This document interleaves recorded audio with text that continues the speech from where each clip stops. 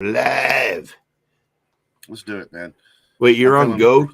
Do you collect the $200 when you land on Go, or do you have to pass it to get the 200? No, man. I didn't collect shit, but more shit to do. I talked to you earlier. But what's funny is I had to go talk to a dude about a particular unit this morning too, and y'all know how busy I was. I mean, we've been slow. This morning I was wide open, and anyway, I was just standing there and was talking to that guy, and he's like, "Dude, you look like you were about to explode." And I'm like, "I'm just in go mode, dude. This standing here waiting is killing me. I'm in go mode." I was like, "Here recently, you've been seeing me, and we're not under the gun. I've got time mode. I'm in go mode today. I'm not, Man, wired up. I wish some other things were in Go mode, like packages. Is anybody here? I can't see. I haven't seen a comment yet. I don't know if anybody's here. If they're not, then I'm penalizing all of you. You said penile. Penile. I'm peniling all of you. Peniling all of you. We're gonna penalize. Hey, if they're not here yet, I'm just gonna sit here and spray that easy cheese into these mouse traps and go put them all over my house before somebody shows up. Hey, there! I see some comments D, now. what up? D's here. D, what up? Well, see, we were tinkering earlier, and he's like, "Can you still see the comments if I do this?" And I'm like, in my mind, I'm thinking, "Well, we don't have any comments yet, but the little chat box, I can still see that." So for a second, I was wondering, did he turn me off, or I like it when he turns me off? When have I ever turned you off, except that one time I farted? I mean, other than that. Well, goddamn, Kenny, a doctor's visit and some Correctol might fix that shit. Fuck.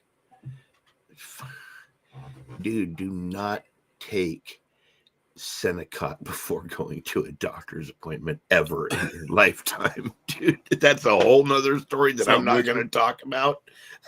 But that'll be discussed in the after our party over at Discord one day, but don't ever do that. In fact, it was the only time I ever took Senecot because my wife told me to take it.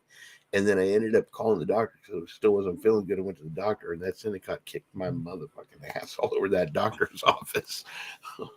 I don't even know what that is. What is Senecot for? Dude, it's for when you're constipated, and it's like this all natural shit. And I had gone to the hospital, and they put me on Vicodin. They put me on Vicodin for 3 days after I hurt my leg, right? And so I was a little backed up, but I told the doctor I just don't feel good. And she's like, "Try this," and I'm like, "All right." JP. Well, I go in there, and I'm sitting in the office, and that stuff kicked in, and I was. Yeah. Oh, remember we discussed that rat trap on the deck? You mean that rat trap? Yeah, that rat trap on the deck. I remember that rat trap. I remember the way you described it. Yeah, it was the same thing at the doctor's office. Like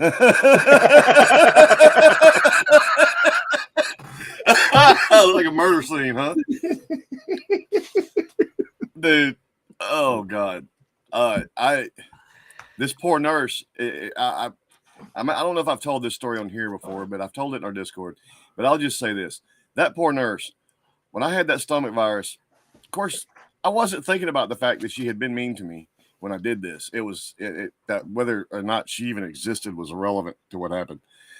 But I go in there, and I mean, I am fixing to murder this poor porcelain. And all of a sudden I got to start puking too, which pulls me off. So I'm blowing, oh God, all over the place. That shit, that was a yearly occurrence when I was in college. You'd get that stomach bug about once a year, and it was awful, dude. It was awful. And wait, what you said? Yearly, I'd been already puking, partying really hard the night before. No. Okay. Oh God, no. My poor roommate had to change because I stopped by the infirmary on the way to my dorm. And they're like, "Look, unless you're already sick and throwing up, we're full. Go back to your room, check back with us. Maybe we'll have a bed open or whatever." Mm-hmm. And I mean, the second my door closed, I started. My roommate had to dump my little garbage can and told him how many times that night. And I was so weak from puking all night. He fucking Malcolm was his name, dude. Bless his heart. Motherfucker literally carried me down the stairs of our dorm. Across the way, because the infirmary was actually just right across the little area there from like where we were at, or right? something. Yeah. And dude, that same nurse, she opened the door and said, "I told you if you're not bought." And Malcolm set me down, and I looked, and as I felt it start to swell, I looked down, and all I saw, you know how nurses wear those the nursing shoes, I call them. Yeah. Most of them don't anymore. Now they're wearing sneakers and all that other kind of bullshit. But back in the day, or they wore those thick padded nursing shoes. Yep. And I looked down, and they were obviously a brand new pair. I mean, shiny. And Just unloaded. There shouldn't have been anything left in me to puke. And then, like, she says, "Well, come on in." And I have to go to the bathroom, and it starts coming out of both ends. And especially in that situation, you can't get both of them in the hole. So I made that poor woman a bad mess. Whoa, did you just say you can't get both of them in the right, hole? You're sitting on the commode, the hole. Yeah. If you're sitting on the commode, if you're shitting on the commode, you can't in it. And if you're puking in the commode, you can't shit in it. So one of the two, and it just so happens that I was retching so hard and leaning so far over that I was actually getting neither in the hole. That's the sickest I think I've, as far as stomach. I don't know. I never been. My daughters were in elementary school. Like that. They brought home, oh God. Our daughters brought home a stomach bug one time, and it went through the whole family. My mom and dad got it. Jocelyn got it. I got it. Everybody got it. And the funny thing was, the girls got over it in like 2 days. The rest of us were like this for like 6 days. And we were like, if you ever start feeling queasy at school again, stay your fucking ass there. We will make other arrangements. Do not bring that shit home. The only time I ever remember being in the hospital and throwing up like that was I got hit by a car on a bicycle and flipped up like 10 feet over the car and landed on the concrete, and I had what they call a severe massive concussion. And dude, every time I came to, I was blowing chunks wherever I was. The hospital parking lot, in the ambulance, in the parking lot, getting in my friend's car, back in the you were severely concussed, weren't you?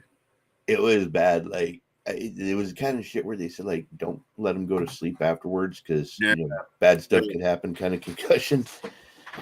But I had a funny story with a nurse one time. Well, two nurses. Wait a minute now. What kind of story? No. That story is two bartenders and won't get told here.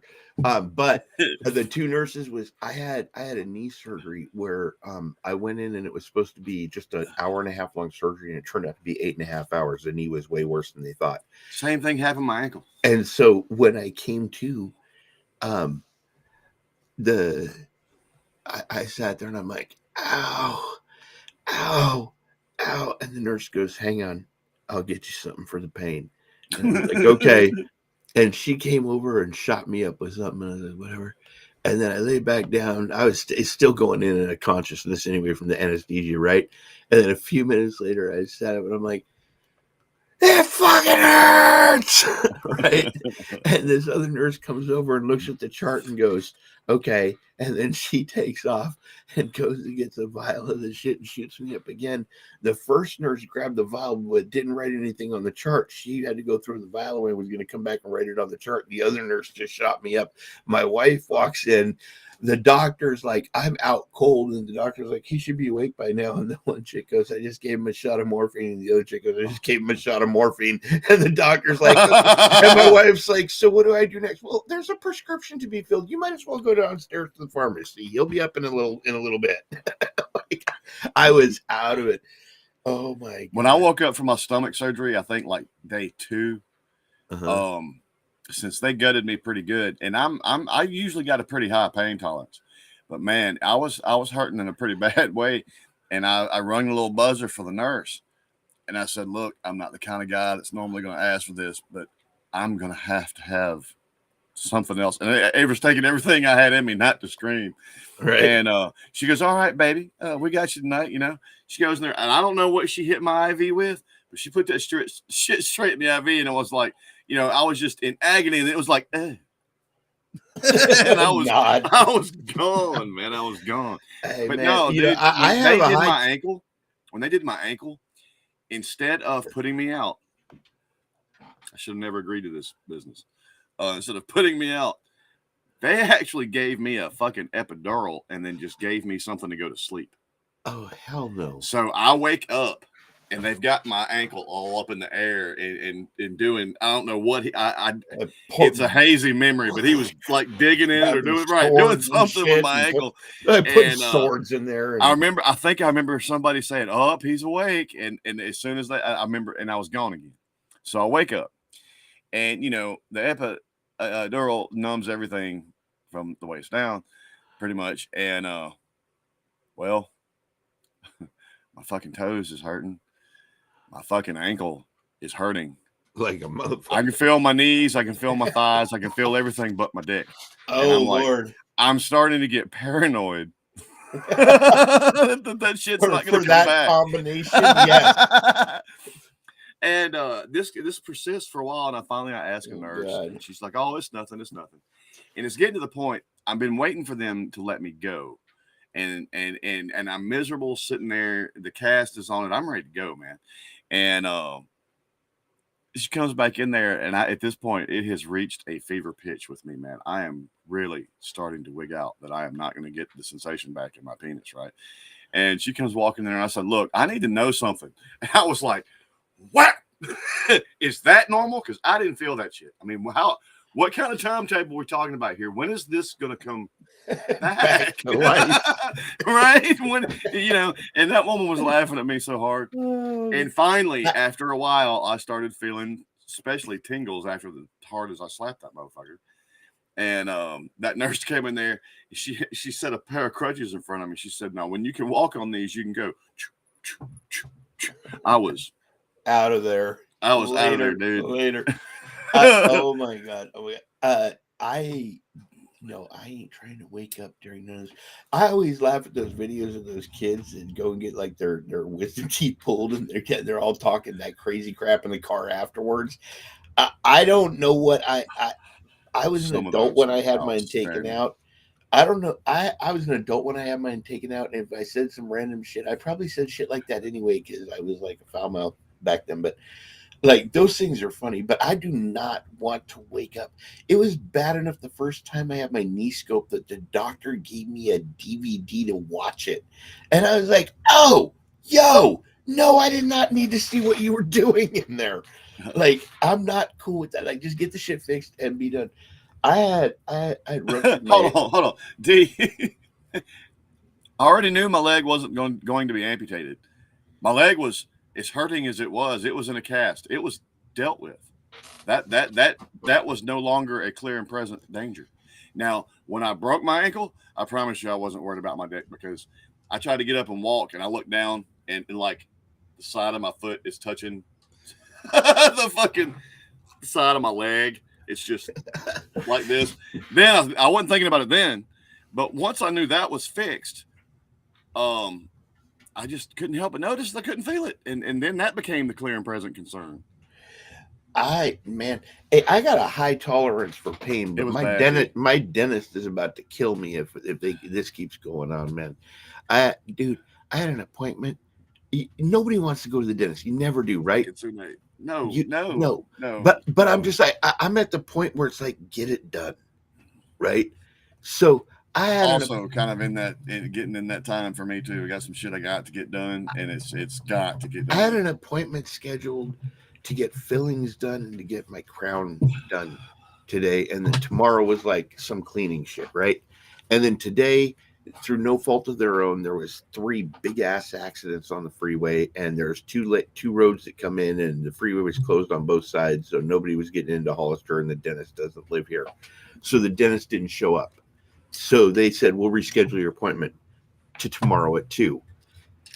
Tomorrow at 2 got rescheduled till the 27th, and then I just got a call that my cleaning has to be rescheduled too, and I'm like, this is like watching a package being delivered on Amazon right now. Like, it's gonna get the win. It's gonna get the win. It's gonna get the win. It's gonna get the win. Why is it? Wait, I sent that to Alabama. Why the fuck is that in fucking Siberia, dude? It's funny you bring that up because we were talking about this earlier as being a pet peeve. Anybody trying to ship something right now is probably got a headache on their hands. That time of year, shit's backed up. Look. I worked in shipping for a minute, and this time of year it is fucking dumb. It's dumb, is what it is. It's dumb. Mistakes happen. Yes, Oh, Shauna. take this Yes, shot. Shauna. But Here we go. with that said, I don't like. All right, when I was in college, if I mailed something, back home to my folks, Shauna, it went pretty much straight to my folks. Paris. Via post office straight to Macomb. Now, if my parents mailed me something, it would go to New Orleans, to Memphis, working last to somewhere in Texas, then back to Shelby, then to Cleveland, Mississippi. And I'm like, why in the fuck's I got to do that? And now it's almost gotten to be a game. When we ship where I work, when we ship these submittals and stuff to potential clients and bids and shit, it's gotten to be a running gag to track that shit. And let's say it's going to Memphis, and you're like, why in the fuck is it in Pensacola? Why did it even go that way? What? But their routes for their man, it's maddening. Somebody was on some bad drugs. It's crazy now because I had fortunately it wasn't for any presents that I was sending, but I had a couple times where I had packages that I was sending, and it was like it said it was going to be delivered on this day, and then that day it says there's a delay. So when is it going to get there? Because I'd kind of like to tell the person that they have something coming, Right. And now it's like I was sitting there watching stuff, and it's like I had these. I blew out my my Bluetooth headphones, so I had to buy new Bluetooth earbuds, right? And I ordered them from Amazon, and they're supposed to be coming. And it's like, okay, they're going to be here on this day, and then that day it says they'll be here the next day, and then the next day it's like it's going to be here between 1:15 and 3:15, and I'm like, all right, great. And then it's going to be like, oh, it's going to be there between 3:15 and 5:15, and then all of a sudden it's like it's going to be there by 10 p.m. and I'm like, what in the fuck are they doing with my shit? Right? Like, is the town small? Did they go the opposite direction? What did they do? But it's funny with some of the stuff, depending on your area. If you purchase from Amazon, when you go to track the package, it will literally tell you how many stops away it is from the house being delivered to. Right. Other stuff is just like it says it'll be there, and you click on update, and it's like, whatever. Stay safe. What? So, if y'all are going through delays in shipping, just understand you're not alone. And we sympathize. And there's a thing where Amazon says, and if it's not there by this day, you can get a refund. Wait until that day and at midnight say refund, because oftentimes it gets delivered the next day and they give you your money back and you get the product. The problem for me that I'm having right now, as you know, there's on our channel, there's been a Secret Santa thing going. Yeah. Or in our Discord. And I said that shit a minute ago. Uh-huh. And I haven't heard nobody balk up and say, hey, I got it. So I'm like, and I don't want to ruin the surprise by asking the person, hey, just checking, you hadn't got that, because the tracking I have for it, lost track of it a long time ago. Yeah. So I don't know. Yep. I try to pull it up, and it's like I'll get the sorry that information is unavailable, or something's wrong with the server. I can't. My shit. So can I just wrong? Can I just say, if you want successful shipping at this time of the year, I noticed that World of Bongs does really good. Don't ask why. If you know, you know. Look, man. On any average day during Christmas, I worked essentially. It was an old shop, an old metal shop, but they fucking Mr. Ty had that on this warehouse, and he was one of the first online tool companies. They beat Lowe's and Walmart and everybody to the punch, and we would fucking move, between power saws and drills of all different brands and shit like that. What FedEx would do is they'd drop an 18-wheeler trailer And at the end of the day, we load that bitch with everything that we sold that day and boxed, and our boxers got ready to ship in the whole 9 yards. Some of it has to go by post office, some of it has to go by UPS, but the vast majority is FedEx would just park that trailer. Next morning, they'd pull in there, drop us another trailer, and grab the one that we filled and go. Now, during Christmas time, let's say it was about average during the slowest part of our year to move 300 units. And that could be, like I said, that could be a lawnmower, that could be a table saw, drill, whatever, a day. In peak times, we were moving 800 to 900 packages out of that place a day. During Christmas, it was like a couple of thousand. Yep. We would show up, and it was work pretty much from 5 a.m. until. I own an e-commerce business, and I would have people hit me up through the website or call me through my 800 number and ask me, can you get here by Christmas? And I'm like, depends. Where are you? Where's it going? And they tell me, and I'm like, I'm in California. Okay. This stuff is coming from, if you tell me that you want it shipped to like, I don't know, somewhere in New England, like Boston, right? It could be delayed in winter because of snowstorms. Like, I have no clue how long this stuff is going to take to get to you. So I would just tell people, like, order before the 10th for possible Christmas delivery. Because sometimes you just didn't know. Right. And that's like, so that's a frustration for me too. I'm waiting. I'm hoping that it gets there in time, and I'm like, fuck Nugget. And like I said, the little thing I have, the little link I go to, it fucking, it's almost like someone's over there like, yeah, we don't know where that is, so we'll just say error, or something. Oh man. So I noticed that the Heisman Trophy winner's entering the draft. Yeah, and man, see, you picked that scab on purpose because I hate that shit. I don't think you should be able to sit out your bowl game, man. I'm that guy. Whoa, wait, he's sitting it out? Yes, that was when he's sitting out the bowl game to do it. He said he was what bowl game was he supposed to be in? This is funny. The LSU fans have been talking shit to Ole Miss, which we're in the like Peach Bowl, and they're in the what is that fucking God, like, it's not real estate, real something. ReliaQuest. They're in the ReliaQuest. What the hell? Wait, who the hell is the ReliaQuest? And why do they have a bowl? He's gonna That's some BS. He's gonna sit out the ReliaQuest bowl. Remember when there was the Orange Bowl, the Peach Bowl, the Rose Bowl? Okay, yep. You had the main bowl events, and the Cotton Bowl, Fiesta Bowl, Cotton Bowl, Fiesta Bowl. Now there's the fucking Weed Whacker Bowl, dude. And then pretty soon you're gonna have the fucking Xerox Bowl and the fucking Taco Bell Bowl, and dude, what the hell? Like, I mean, don't get me wrong. I in a lot of schools, this is the argument I hear. Now, Matt Corral from Ole Miss, which I'm an Ole Miss fan. He looked at the camera and said, "These guys went to war with me all season. There's no way I don't go to war with them in this bowl game. There's no way." And he fucked his knee up. He was, and what's funny is when this was really starting to become a thing, he wound up being the poster boy for that, and he didn't want none of it. But now they're like, people calling the bowls a meaningless game. Look, back in the day, and even now, even when you got a 12 team playoff next year, expanded playoff, that still leaves hundreds of schools.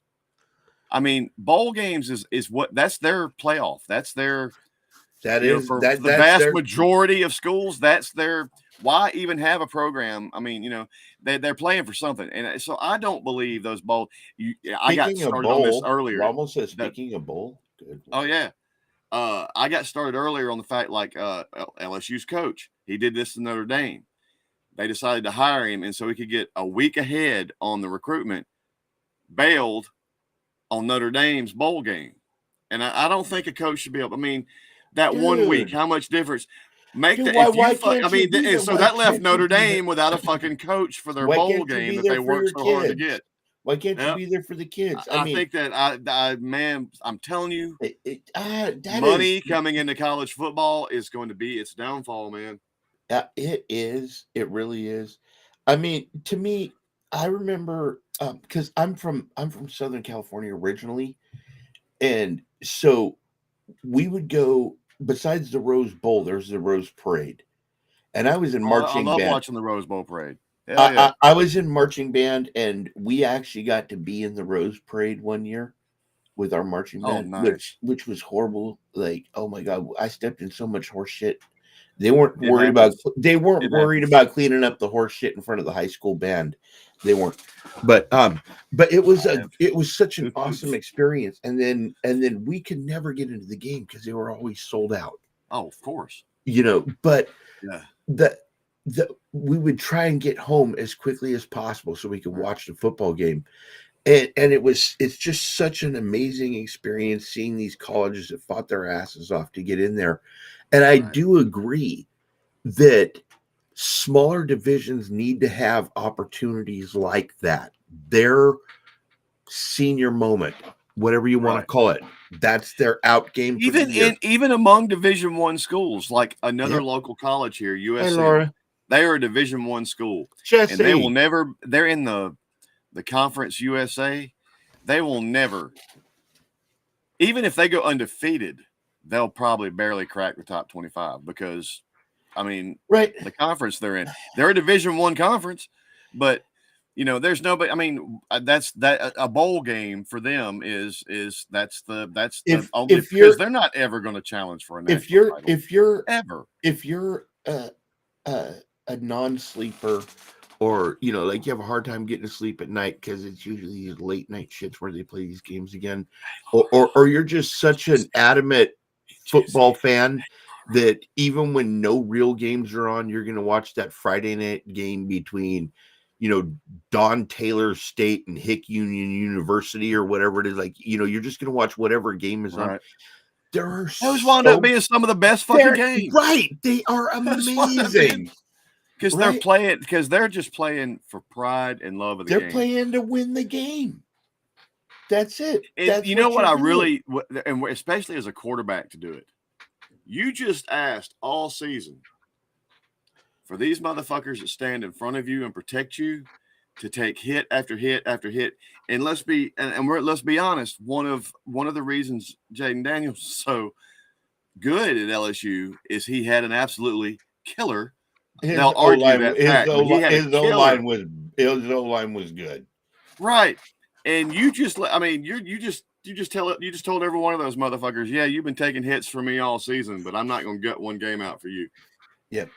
It annoys me. And that is that money being involved in collegiate sports. Because he made a business decision for fear of injury because he's going to the next level. Do you remember when you signed up for? Do you remember when the college draft picks played all their college, tried to win their bowl games so they looked even better than what they did there, and then they all went to the combine. Yeah. And now people will opt to not be in the combine. And when quarterbacks especially opt out of the combine, that's telling me there is something in your game you're not wanting us to see. Yep. That's what you're telling me. Yep. But I tell you, one of my favorite, and there has been, I know the Saints has, I think Dallas has, New England has, they're the Senior Bowl. There's a lot of guys that are playing in that bowl more than half of them are expected to go undrafted. You know what I'm saying? Yeah. These are the lower tier guys that are just trying to make that last impression. And the Senior Bowl, I know the year that the Saints, the coaching staff did it, they fell in love with a particular, that's how they discovered a certain player. Anyway, but a lot of franchises pay attention to that Senior Bowl because that's the cream of all the seniors that weren't on anybody's radar, and they find some good players and they play hard. That it ain't like the Pro Bowl or any. I mean, them motherfuckers are playing hard because everyone's trying to get a job. D asked, "What are our Christmas plans?" I'll be alone from Friday until late Christmas Eve night, so I'll probably be with y'all. But as far as Christmas Day, I mean, there'll be the present opening and the food eating, and there's some good football on Christmas Day. And is there? Dallas plays Christmas Day, don't they? Oh wait. Oh, hang on. Oh, I'm gonna look right now. All right, Somebody plays Christmas Day. Hang on. NFL. Get in there. All right, what's the schedules? Somebody's playing. Okay, hang on. Christmas Day is what? Okay, wait. There's 7. No, go to the next week. Or maybe it's Christmas Eve. I'm thinking. Let's see. We're in 15. Go to 16. All right, here we go. Thursday. Oh yeah, Monday, December 5th. 3 games. Monday, December 25th. 3 games on Christmas. Holy crap! I know what I'm doing. Raiders. That's what I'm screaming. Raiders, Chiefs, go New York Giants, and I don't know, man. Ravens, 49ers. I don't want the 49ers to win, but do I have a say in that?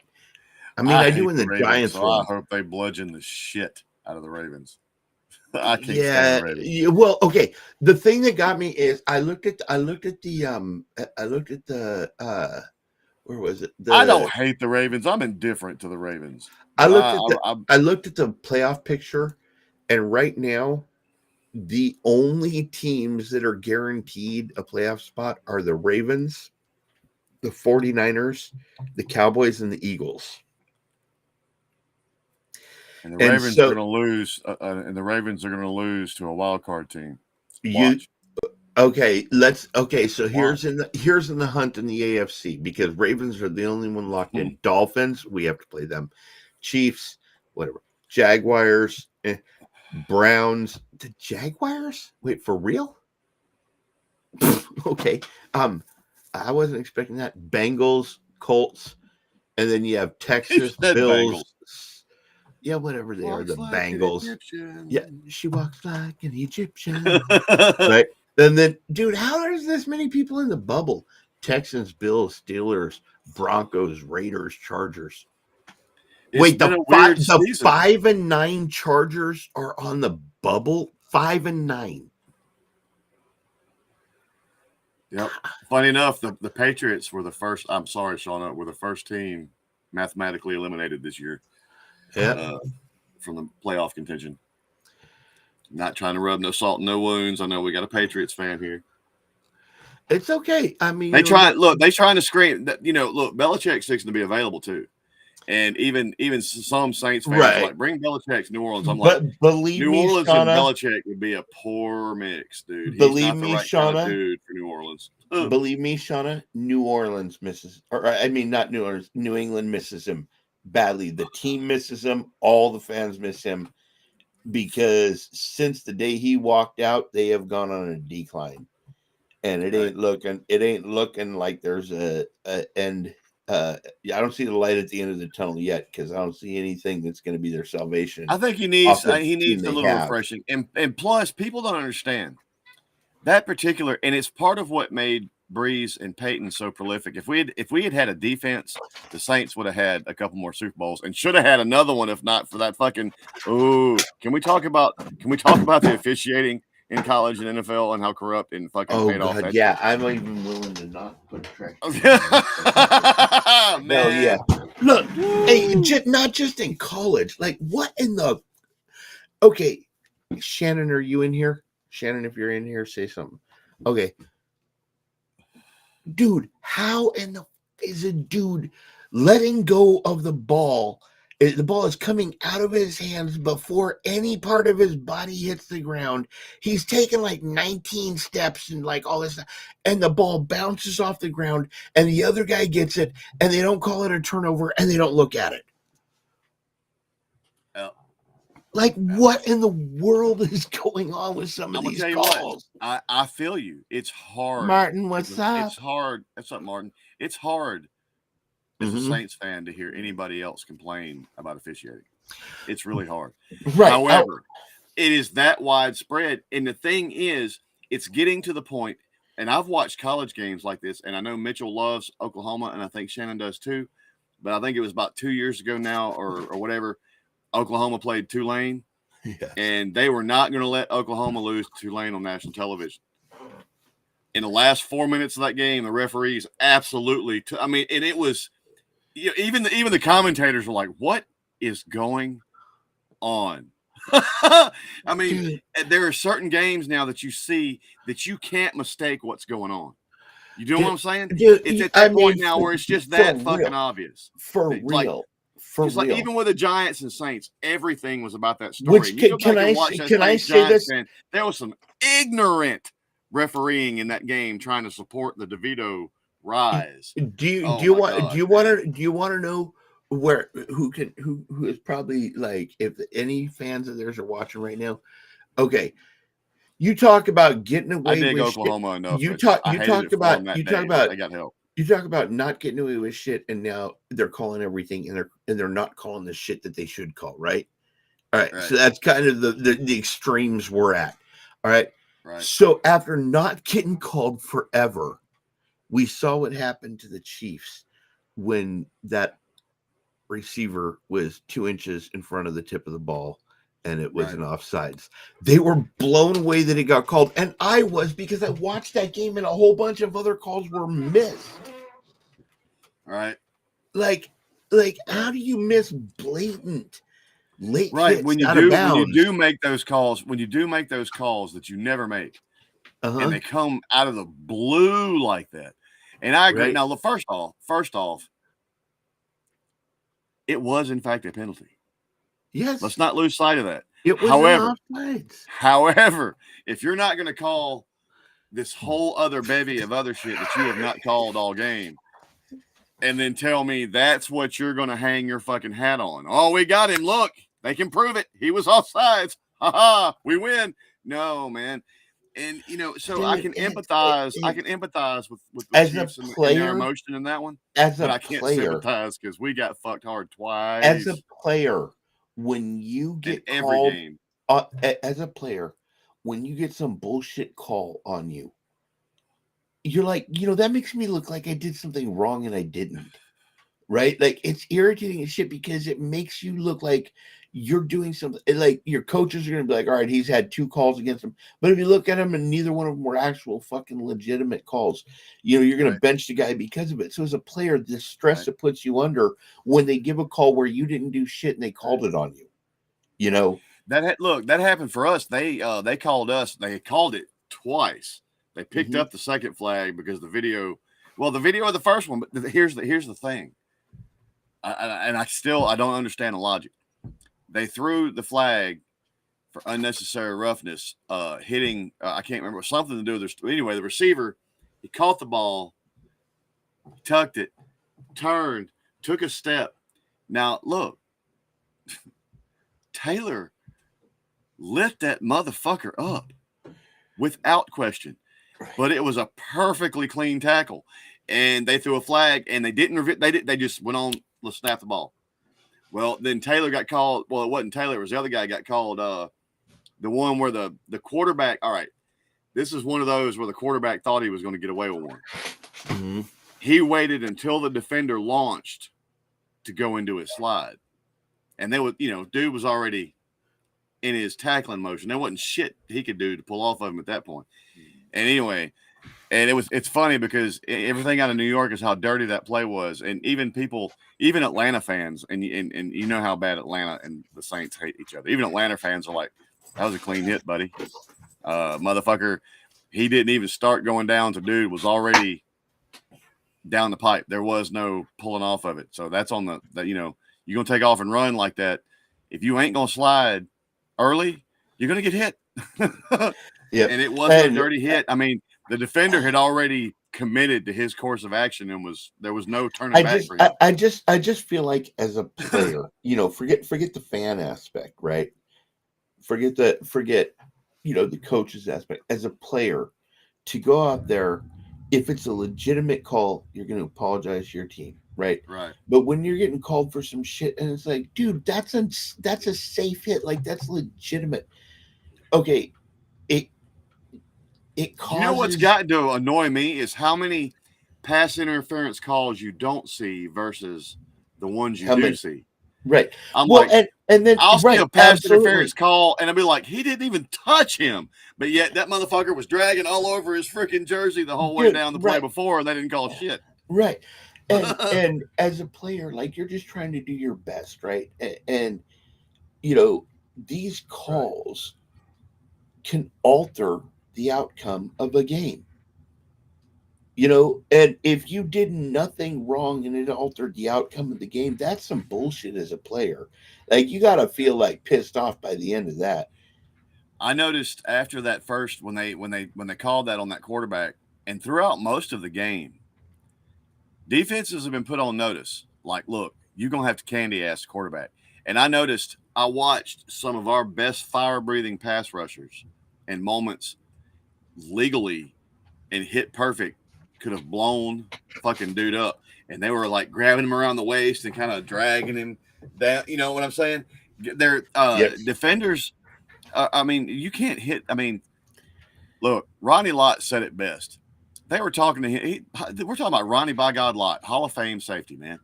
And they were talking to him and they were picking with him versus some of the modern players' skill sets. And they're like, well, you weren't very good in pass defense. He said, it wasn't my job to prevent him from catching the ball. That was what the cornerbacks were for. My job was if he caught the ball, separate him from it. My Yep. job was to hit. Safety's jobs used to be to hit a motherfucker. So hard that the Hit a ball would pop motherfucker. out. Yep. Right. Or even if he did catch that one, make him terrified to put his hand. That's what What happened. think I think of loved it, think man. about One of the think Saints about games I think got to about the go name to, Terrell think about the Owens, dude. name of their position. Ooh. Safety. Think about the name of it, right? Yep. All other defenses have failed. Here's your last safety effort, right? Yep. Oh We had God, a safety in New Orleans named Vince Buck, and this is probably his. He'll never be a Hall of Fame player. This was his one moment of fame, though. Terrell Owens at that time was playing with San Francisco. It was one of the few games I ever got to go to and see personally. And they fucking, at the time, San Francisco was still in our division. This was right before they realigned the divisions. And anyway, Terrell Owens, that was the year he was doing all the shit with the Sharpie and all that other kind of bullshit. And that motherfucker, when he came out of the tunnel and everything, was waving that fucking marker at everybody. And there was one play, he picked up a fumble or something and ran to the 50-yard line and did something. And, of course, the Superdome went ape shit. But when he finally caught that first pass, that first seam over the middle, dude, his grandchildren are going to feel that hit. Vince Buck absolutely obliterated Terrell Owens. can I just say? And he held on to that ball, though. Yep. But the funny thing is, for the rest of that game, Terrell Owens didn't even put his hands up to catch a motherfucker. He's like, right. I'm done. he would slow up and make it look like he was overthrown. That motherfucker wasn't trying to catch shit for the rest of that game. And that's what a safety was supposed to do. Put the fear of God in that receiver. Terrell Owens is one of the most loved and one of the most hated players. Like he came to Dallas and I hated him, but he was great. Right. He was. I just hated him because, like, that time when he ran out on the star and he got his ass fucking leveled on the star. Do you remember that, right? Yep. I mean, he was a showboat, but was not just a showboat. He was egotistical and his ego got him. That's what it was. Yep. You're going to run out on the star like that. But by the way, can I just say thank you, Seattle? That's all. Just thank you, Seattle. I'm torn on that because as a Saints fan, also, I hate Philadelphia. We have Atlanta's our big rivalry, but there's some shit between Philly and New Orleans. And I wanted Seattle to beat their ass, and I wanted for y'all, because I know y'all are fans of Dallas, I wanted Seattle to beat that ass. But that pretty much fucked my team. There'll be no wild card now. It's either win the division or go home. And they can win the division, I think, because luckily the other team that's in tie with us sucks bad too. Yep. All right. So I'm sure the majority of our fans here that are listening are probably going, when do we get out of football? Tired of football. So all right, what do you guys want to talk about? You have 3 minutes. Anime? Oh, I thought you said anime for a minute. I was going to disconnect you from the call. Okay. No, that was my daughters. I said anime. Dude, look, if there was ever a time when I would say I deserved at least a pat on the back as a father, I took my daughters to an anime con. Oh, cool. And I passed on the chance to go to the Comic-Con the weekend before to take them to this anime con. And dude, that was just not, that was this is what's funny to me too. This was a few months before COVID, and all of the actual Japanese people there were wearing masks. All of them. Nobody had heard of COVID yet. And I remember we kept asking, why are all these people wearing masks? And now, and then about 3 or 4 months later, well, actually, that was in June. That was the June before, like that January when it really blew up. And we, we were actually at that point nervous. And it wasn't even just all the Japanese people there. There was a lot of people, man. And we were like, why are all these motherfuckers wearing masks? And in fact, my daughters bought these masks that had these anime logos on them. And then, of course, months later when COVID hit, that's what they used for their masks. And I was like, how convenient was that? Right. How convenient was that? The only thing I know about anime is, like, why do people dress up like cartoon characters, like that chick from Scooby-Doo? My daughters do cosplay, man. I can't pick on them. That's their like I see it. Like, I don't. It's not my. I mean, I have an Instagram account. I have an Instagram account and it has a search feature, and you click on that. It doesn't matter whether it's your first day on Instagram or your 1,000th day. If you click on the search feature, the first thing you're gonna see is boobies and butts and stuff like that, right? And there was like chicks dressed up like some character from Scooby-Doo, and I'm like, Scooby-Doo. What? Hey, dude, no.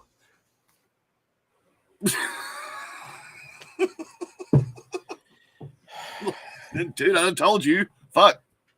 Hang on. I'll have to take this for a minute. You run this. Dang. Oh. See, all I have to offer is tweaking nipples and darts. How y'all doing? So Kenny has bailed. I'm gonna hope this is important. If this is like over whether or not to bring home some soup, I'm gonna kick him in his dick.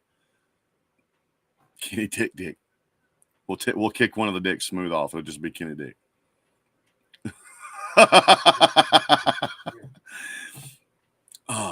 So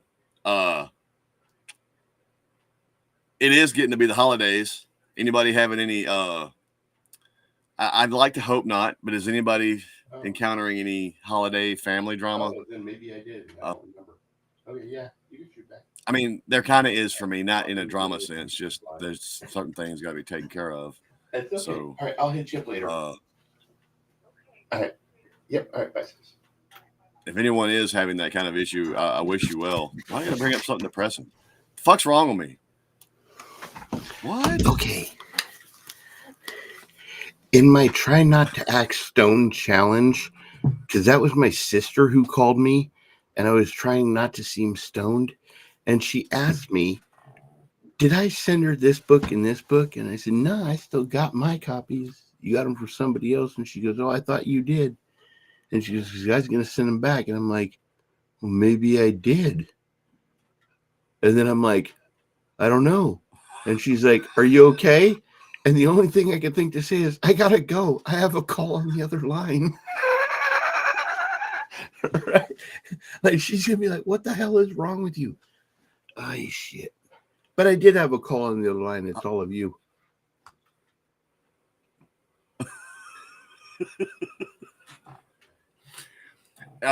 Right. And I stumbled horrifically in your absence because I wasn't prepared.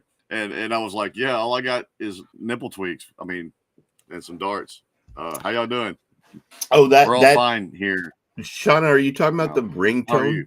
The guitar ringtone? Shauna said, LOL, Kenny, at least it was a good song. My ringtone is a Blue Saraceno song. Is it Stinky Kitty? It might be Stinky Kitty. Let me check. What's my what? It might be. Let's see. Which one is it? Are we talking the Friends song, Stinky Kitty? No, Blue Saraceno. That Lisa Kudrow used to sing? No, hey, that was Smelly Kitty. Smelly Cat. That's what it was. She used to have a song called Smelly Cat. That's what I'm thinking. Wait, what? Right? Any of y'all females? Oh wait, no. I had Stinky Kitty on before. I had Stinky Kitty on before. This is Feeding the Box. Don't ask questions. It's all well. Look, I've already recommended the movie about feeding the hole. Oh God, that's a great movie. If you haven't seen it, Romeo is Bleeding. As he narrates in his head, he's a crooked cop, and his world explodes, and some fucked up shit goes down because his wife has this dream of going and open up a diner on Route 66, and he decides he's never going to make that kind of money, so he goes crooked, and he's in charge of protecting witnesses in mob cases, and other mobsters pay him off, and he gives up the witness. And anyway, it's all about feeding the hole. He's got a little hole that he's dug in his backyard, and because every time he does this, he gets X amount of money, and he's stuffing it down in there to save it, so he can go, hey baby, look, I've got the money, we can move and you can open your diner, I can give you your dream. And it all becomes, he does some absolutely atrocious shit, and that's how he rationalizes the whole thing. He's feeding the hole. The hole. I got a question for you. Is there a movie that, if I'm gonna ask the question and see what comes to your mind, it doesn't have to be right off the top of your head, you might want to think about it for a minute, a movie that you haven't seen in forever, and it was such a good flick you'd watch it on Christmas Day over one of the football games?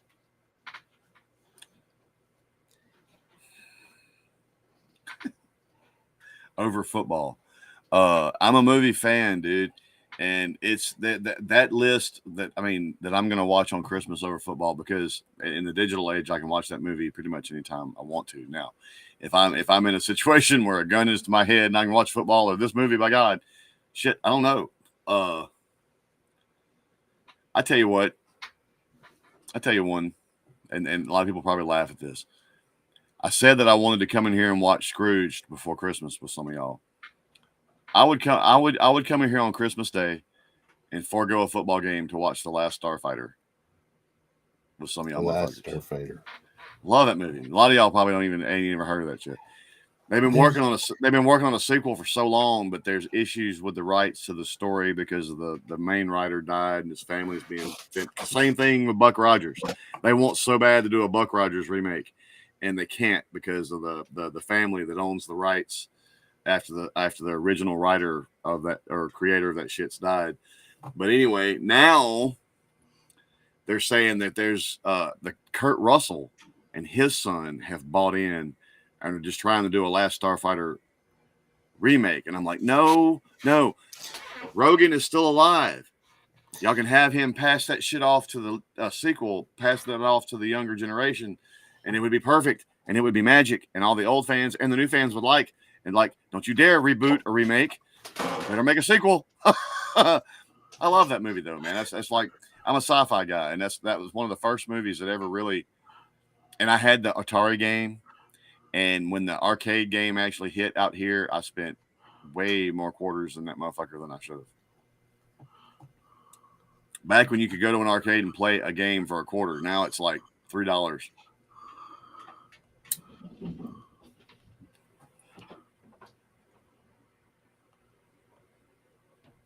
asking my wife because I'm going to sound stupid because I can't remember the name. Because I was going to tell you which one I would pick, but I can't remember the name. So I have to ask her. If she doesn't know, I'll just say it and sound stupid. Because as you were talking, one came to mind, and the name like kind of flashed by, but I know the movie. I know what it's about. It's about a guy who quite possibly could be on the spectrum, who's a math genius. And the name of it is A Something Mind. A Beautiful Mind? A Beautiful Mind. That's a good movie. That's a good movie. I would watch that again on Christmas Day. Like, you know, if there was a football game I didn't give a shit about and that came on, I'd watch that. I don't watch a lot of movies, but that one came to mind again. And as you were talking about that other one, I don't know whether Christmas Day, but New Year's Day. No, not New Year's Day. There's too many bowl games. All right, so New Year's Eve. A lot of football New Year's Day. New Year's Eve, I would watch Falling Down. Do you remember that one? Yeah. Where homeboy loses his shit in LA and goes off on everyone. There's see, and there's a, you know, now that I start thinking about it, now I'm thinking. Oh, that's true. Another sci-fi one that I would pick for everybody to come sit and watch is Aliens, the second of the Alien series, where they have the Marines that go back. Just because, man, all the different motherfuckers that's in that movie. But game over, man. Game over. When that movie, like at the time when that movie came out, that was an absolute thrill ride of a movie. Now these days, you know, they can do all kinds of shit, but especially with the technology they had and the and shit. I mean, that movie was tense, man. Even its action was tense. The music, the score to it didn't hurt. The music made you tense also. Do you remember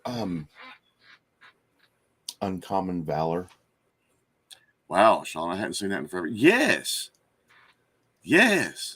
That was another what he was older at the time. What's his name? Fuck. It's right there. Yeah, I haven't seen that shit in a long time. We need a Google assistant. There was actually a lot of people in that. Hey Siri, who was in Uncommon Valor? Uncommon Valor is a 1983 American action war film. Gene Hackman. Shut up, Siri. And starring Shut up, Siri. Siri, you're a hoe. Stop. You better stop. You better do it now. Don't make me spank you, Siri. Dude, it kept spinning like it was listening to me. Don't tell the government shit. Siri's probably in with the government. I'm just saying. Did you hear that Apple is working on a self-driving flying fucking UFO car thing or some shit now? But people will have to get a new one every 6 months because they'll keep giving a fucking new version out. The iCar 1, the iCar 2, the iCar 3, the iCar 3X, the iCar 3XX Plus. The iCar 3 Pro. Right. The iCar 3 Max. Right, the iCar 3 Mini. Folding don't matter. Oh shit. It's been funny watching that cycle because in the beginning, cell phones were these big clunky things, and everybody wanted to go small, so they went small. And now they're getting huge. And then everybody wants big. I mean, I see. It's usually a female. I'm not picking on women, but it's usually a female be holding a goddamn tablet to their head, talking to. I mean, big old fucking phone, man. I'm like, shit. Can I just get a phone that has a battery that doesn't die in 4 hours? Right? Like, remember, you could get an old Nokia, right? And you could leave that shit unplugged for 3 days. Go all week. Or a week. Like, it was no big deal. Damn, we got a party over there. Over where? Oral. Oh. Yeah. Speaking of oral. Ooh. Somebody go lay a turd. Just walk in the room and say, "Lays a turd."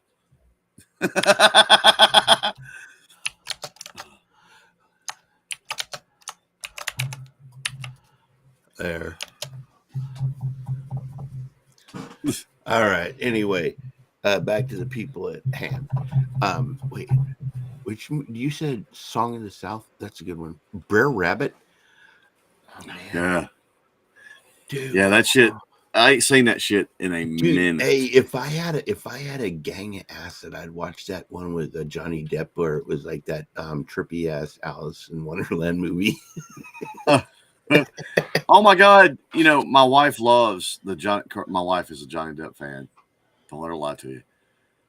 She likes his Wonka. Did you see that there's a new Wonka coming out? It's the dude from Dune.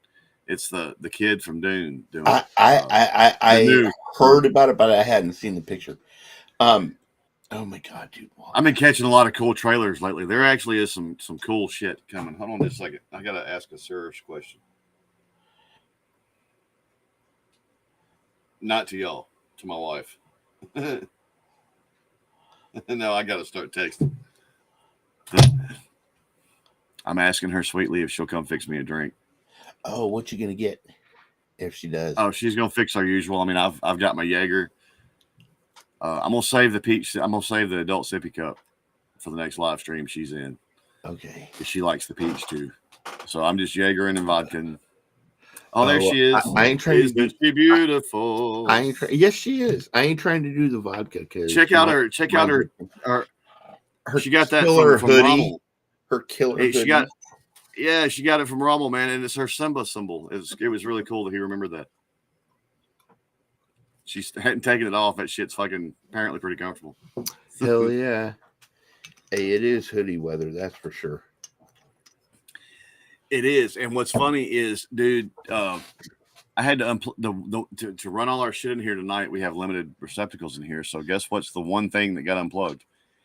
Funny enough to plug in your light. The heater.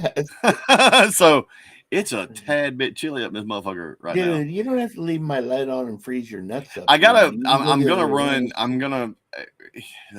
Since I have some time off, I'm gonna tinker with our setup because we've got other shit we want to incorporate. Some of y'all saw the saw blade. That shit is badass. Oh yeah. I'm gonna try to figure out. If you didn't, you'll need to get in the Discord and somebody. Yeah, man, there. That thing is. Hold on, I'll show it right now. I gotta go get it. Be careful, man. Don't hurt your back.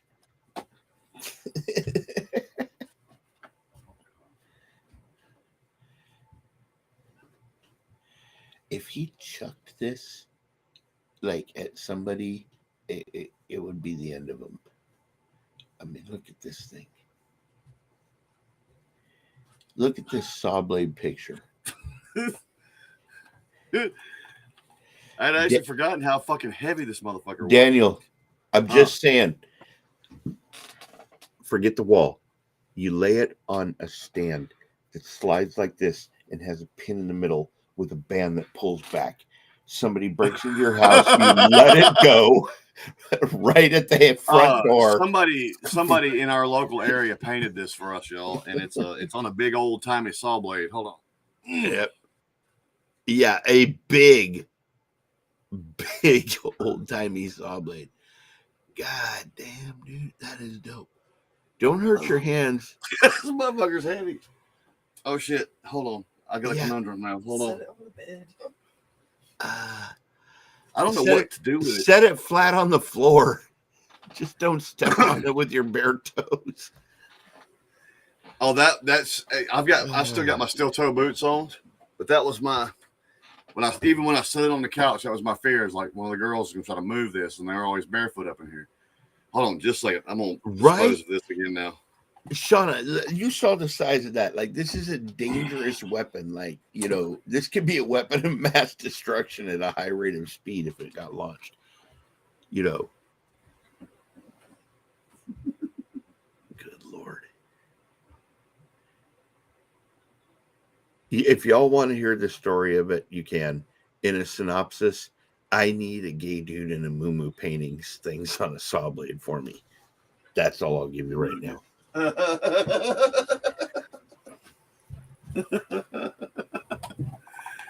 Okay.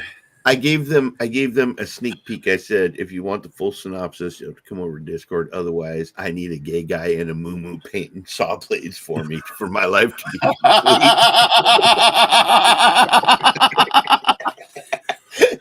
That is not. It's not near as bad as it sounds. But it's perfect. Thanks for just putting that out there for me. Right? Don't drop it on your toes. No shit. All right. Oh, here. I got this. Oh, shit. Hold on. Let me pour one. I'm not scared. I'm proud. Oh, nope. I'm not. I'm neither. I'm still surviving.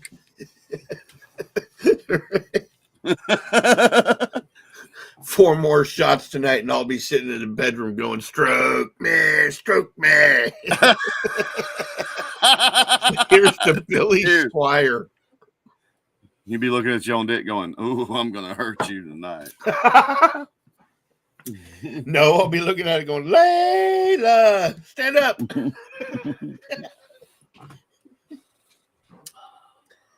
Oh, shit. Fucking shite. Hey, got a question for you.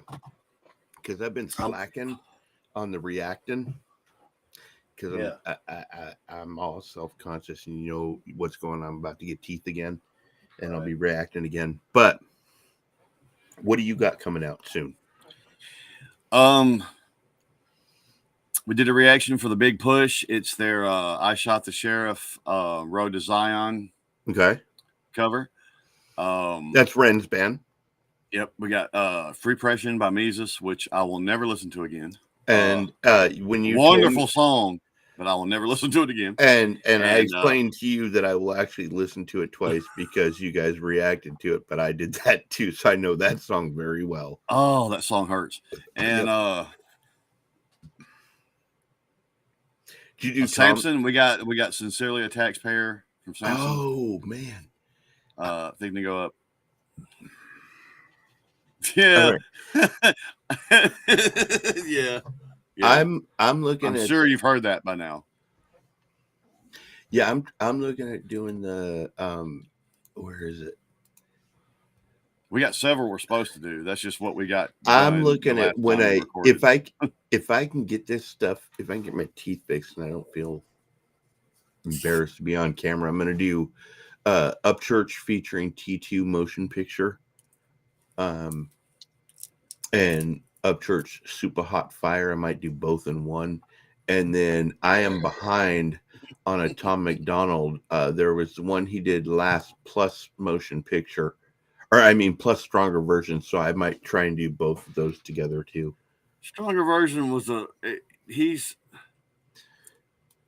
not gonna say shit till I'm a musician, so I don't expect anything other than hearing it and feeling the music.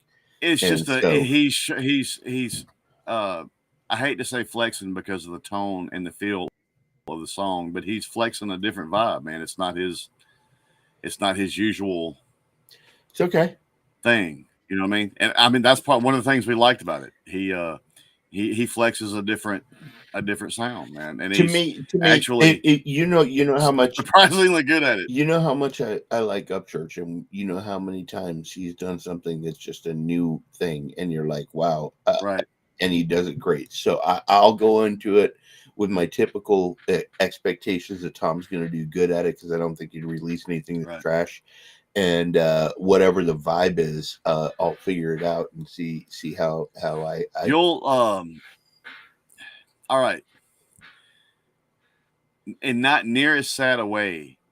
It was a double punch for Jocelyn that night because Stronger Version deals with some of the same issues as that, just in a different way. Right. So it's a great tune. It's pretty inspirational. I think. We'll see what you think. Nice. There is a bunch of new stuff supposed to be coming out from artists that I really look forward to hearing from. I know Church is supposed to be doing something with the Blue Jean too. We're behind on Church. We're behind on everybody right now. I know a lot of the artists that I follow are dropping new stuff. I mentioned it to you earlier that Yellow Wolf's supposed to be dropping 2 or 3 different albums, Right. and I'm hoping that you guys will find a Yellow Wolf song that'll see whether or not it's something that you want to check out, because if it's new stuff comes out, I guarantee it's going to be good. So Broadnex has got something new Yep. coming out, man. We love that Broadnex. I over heard there. that. Did you hear that Instagram clip from Upchurch with him and Broadnex, Blue Jeans too? Yeah. I'm excited. I'm ready. I'm really stoked. For that I'm ready pairing, for yes. that thing to land on iTunes, and I'll buy it. Like, it is what it is. 'Cause you know we love church, and I live just up the road from Broadnex. Yep. I'm determined. I'm mean, I'm not gonna stalk him. Maybe I'm just gonna accidentally be in the grocery store one day. We're like, oh, Broadnex. Oh my god. I'm also What the fuck was that? There was a earth-shattering kaboom in there somewhere. Is there a toilet on the other side of that wall by any chance? Did you guys buy Taco No, Bell? there is not. Okay. No, toilet's out. Oh, okay. Well, technically there is a toilet that way, but if something happened in that toilet, we wouldn't hear it all the way over here. Yep, Broadnex is dope. Of course. Broadnex is dope. Of course, Shauna. Of course. Shauna. Broadnex is dope. You got to meet him, I take it. That's super sick. That's awesome. Of course she did. Yep. Shauna gets to meet all of them. Yep. It was funny. It showed up in my feed. She's lucky It that showed way. up in my feed earlier where I was on January 1st. Shauna makes a dude that's met some fuckers feel inferior. Yep. You know what I'm saying? Go ahead. I'm sorry. January 1st, 2001. So it was right after midnight. I was taking pictures of Upchurch on stage at Cotton Eye Joe's. And that showed up in my feed. And I want to go see him again, too. I mean, I hate that, the show we were supposed to go to got canceled, Right. and we know why. I know. And I hate it. But I'm please come back through. I had tickets to Tailgates and Tall Boys, where he was the headliner for 3 days. And there was a particular court case going on with a particular nut job from Canada, that had to be dealt with. And so I understood it. I was so looking forward to being there to that festival, because the other lineup with it included a lot of guys like A-Cal, Jelly Roll, just there was a huge crowd, a huge group of people. By the way, Jelly Roll, holy crap, dude. Is that dude? He blew up like crazy. Like, we all knew he could. We just didn't know what it was going to take. And then, a few songs in, and holy shnikes, dude. And it's awesome. I don't think he's going to stop his rap career just for country, because that is such a huge part of his history. His explosion, though, has kind of annoyed me a little bit with the whole, because as a musician, and we didn't know this. We had been away. When I walked away from the music game and we started having kids, dude, we barely even listened to new stuff. Yep. We just whatever we already had in our playlist. Shauna, we didn't listen. I had tickets. We didn't. I had tickets to that tour, Shauna, Tom and Falling in Reverse. I had tickets to that tour in San Francisco, and they notified us about a week before that the show was canceled. Oh, wow. Yep. So, yeah. But we didn't know about this treasure trove of all these new independent artists. Uh-huh.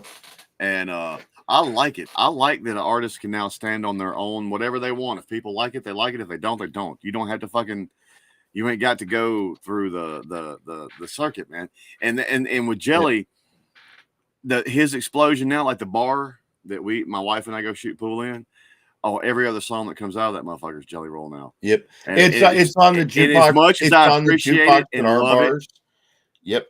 I love it. As much as I appreciate it and love it for Jelly, part of me is like, you stupid bastard. That motherfucker's not new. Right. You know what I'm saying? He's been around for a minute. Shauna, he should have done heard that motherfucker. Says she hopes he doesn't, ditch the rap stuff, but he has definitely gone way more country.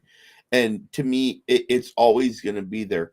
When I flew to North Carolina and me and JP went and saw Jelly Roll, I had heard what the first song was going to be, but I didn't know the story behind it. And JP and I went to a tattoo shop, and got The Hate Goes On tattooed on us. And that was the first song of the show, and it turns out that the only reason it was the first song of that show is that show wasn't even supposed to happen. Yeah. But a show got canceled because of COVID, and that was the makeup date for that show. And because it was on the same tour, he used the same set list. Right. And that was the one he started it with. And it was so dope. I mean, I gotta say, Bunny was part of the show. She came out at one point in time because he wants to show her off, right? And she looks over, and this chick's holding a sign up that says, "When I fuck my husband, I'm thinking of you, Bunny." Oh, damn. And she says, "I want that sign. You come backstage afterwards. We're autographing it for you." You know, one thing that I really think helped, and I'm not sure who made this happen. I've been sniffing into this story for a minute. But during the COVID epidemic, two of the most profound musical performances I watched were both Grand Ole Opry performances. One was Vince Gill and his wife, Amy, of course, and their kids, all on acoustic guitars. And, of course, it was during COVID, so there was an empty room. It's just them on stage. And it was amazing. Another one later that year, or actually it was next year, but to an empty room. And I still, because it hit me out of the blue. This was before he started blowing up. But Jelly went and done Grand Ole Opry, and he sang "Save Me." Yep. In that empty fucking room. And, dude, it is the coldest shit. Yep. Dude, he sang it perfect. And there's just something about him singing it to that empty room, dude. Oh, God. You mentioned and he fucking you mentioned Grand Ole Opry, and I was thinking of something. There's an artist that I think I had requested you to react to his song Rashad, Small Town Talk. Yes, I like Rashad. I haven't heard that one, and that's on our list. That's coming. We're gonna do that one. I like Rashad. He got to do the Grand Ole Opry.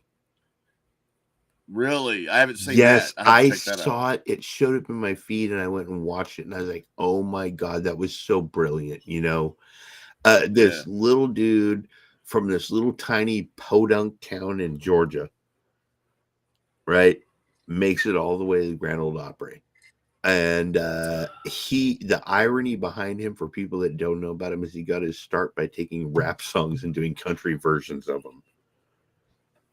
You know, he's very versatile. I've just in what the stuff I've listened to. Yep. Funny enough, my coworker once. This is so funny. This is my coworker, I guess, trying to be cool with me. Now that he knows that we do music reaction video, right? He's constantly. He goes through. He'll get on whatever his app is, and he'll start going through that genre, and he'll like filter it out to independent. He's constantly trying to bring me something I hadn't heard. You know, constantly. And he's actually brought me some very cool shit. There's some shit that I want to do some reactions for that we hadn't got to yet that he's brought me. But he actually come across Rashad before I did, and he brought me some Rashad. There's another guy. There's two guys, actually. I'm going to be sending you some links for that. There's two of those guys that do everything acoustic. You know, but oh my God, if the right motherfucker hears either one of those motherfuckers, I mean, they're both fucking. I can't remember their names off the top of my head. I got some. I got links, so I'm gonna send you some shit. But anyway, yeah, he's constantly trying to bring me new music, and he said, "Man, have you listened to Rashad?" And I'm like, "No, I haven't."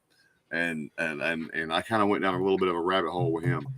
And he's not my usual cup of tea, but I appreciate his musicianship. And he's a very good musician. When you finally get to Small Town Talk, I'll watch your reaction to it. I didn't react to it because when it came out, I was like, I wasn't sure what to expect. So I just clicked on it and I got stuck and immersed in the song instantly and listened to it. So I can't do a reaction to it. But I will tell you that when I listened to that song, I had certain people in my head that I know that song is their story. So you sent that to me with that. There's actually one Rommel sent to me too that I'm scared of doing because I know it's going to get me in my in my feels, and I don't want to be blubbery. Nobody wants to. It's one thing if Jocelyn gets emotional and cries in one of our videos. Nobody wants to see me blubber. Right. Well, you know, there's been a few songs. We did that one, you know, a week or so ago where I did that Jason Aldean one. You know, Let Your Boys Be Country, and I looked at that and I was like, man, I'm so glad that my grandma allowed me to do all the stuff she allowed me to do, you know, Right. and I got to enjoy all of those experiences, because it really was a better life when I was doing all that stuff than dealing with all the crap that's the going funny on thing now. is, for me, I didn't think of it that way at the time. You know, I'm a little kid and I'm already fucking, you know, everything from chopping wood to fucking shelling peas to fucking cutting grass to fucking you know fixing. And now I appreciate it because I mean I can live self-sufficient if I need to. I can do that. I grew up, but at the time it didn't seem like it was that fun. I was like, motherfuckers just working me like a fucking mule, man. I remember my grandpa taking me out back, and we would split logs. I had to hold the chisel while he hit it with the sledgehammer. Oh no! And he was really good at it. But then we had a big old bird cage built around this giant Chinese elm tree in our backyard, and we raised ringneck doves and white doves on one side, and then on the other side it was quail and finches. My grandmother raised quail, and she raised a couple of different kinds of doves. And so my grandma did that. You know, if something happened, you had incubators, didn't you? Yeah, and if something happened, like a tree branch landed, you know, like dropped down and hit the edge of that thing, if my grandpa wasn't home, my grandma would have me go out and fix it, because she knew that I knew how to use a hammer and a nail already. Like, how many people would trust a 7-year-old to do that, right? But back then, that's what we were taught to do, like fix things, you know. And even you know, my grandpa would let me, we had a wood burning stove, and my grandpa would let me light the fire in there, you know, because he showed me how to do it. I loved that growing up, you know, with that hands-on teaching about how to do things. Nowadays, ask a 16-year-old how to change a tire on their car, right? They can't, but we could, because we were taught how to do it, because it was a skill we needed to know. And that's the thing about that. You heard me rant about this recently with them fucking kids that, first off, they couldn't operate a can opener. They couldn't get into a can of Chef Boyardee. The fact that it had a pop top didn't occur to any of them. And then somebody handed them a can opener. And this is, I can't remember what the protest was, and I'll send you a link to this. This is, God damn it, people have gotten so stupid. Right? Kids can't figure out how to operate a can opener. And I'm like, so what you're telling me is, if there was an apocalypse and you had nothing but canned food to eat, you're fucked. Well, and that's the thing, you know, if they're that incompetent, and then they, hi, you know, I want a job at your factory. What do you guys do? Well, we do this. Do you know how to do it? Yeah, I probably could figure that out. Okay, before you're going to set your hands on my $20,000 or $1 million machinery, I want you to do me a favor. You see that Ford truck right there? Yeah, here's a jack, here's the lug wrench, and here's a spare tire. Go change it. And if you can't do that, then there's no way I'm letting you operate this press. I had a moment with my daughter. She took over my old work truck. I bought it from the company when they were going to get rid of it. And it was my truck for a while, and now it's my daughter's truck. Well, anyway, she called me from the side of the road and with a flat, right? And I had taught her how to change a tire. And I was like, why are you, I mean, I'll come help if I mean everything, but why are you calling me? Can't you? Right, kind of. Yeah, kind of. And but I showed up, and that set of tires was when I was still driving it, when it was company owned, had just had a brand new set of tires on it. And whoever put those fucking lug nuts back on there, fucking not only stripped them, but fucking, I mean, them motherfuckers those bitches. I get there, And I start trying to break this thing, and it ain't moving. And it took everything I possessed to get that motherfucker moving. And every turn, it took me hours, dude, to get them lug nuts. Hours to get them lug nuts off that fucking truck. And I was like, okay. Okay. She knew how to change that tire. She just wasn't strong enough. I wasn't fucking strong enough. I got so pissed off. That motherfucker's still like that too. As soon as she gets whatever it is she's going to get, I'm probably going to retire that motherfucker until I can fucking get some new fucking lug studs on that motherfucker, because they fuck them motherfuckers up. But you got kids now who can tell you how to do a cheat in a game in virtual reality and can't hook a chain back on their bicycle. You're right. Like, at least the shit we learned was legitimate, right? Because, like, once I learned how to put a chain back on a bicycle when it came off, because your rear hub might not have been tight, right? There might have been some sag. Your chain comes off from time to time. Once you know how to do it, cheese. Yep. Have a good night. Cheese. Hold on, y'all. I'm being offered cheese by my daughter. Uh-huh. What kind of cheese? Pepper jack, Philly jack, Swiss, and mild cheddar. I'll take a piece of this pepper jack. Is it any good? Mm-hmm. Nice. Some pepper jack. Sweet.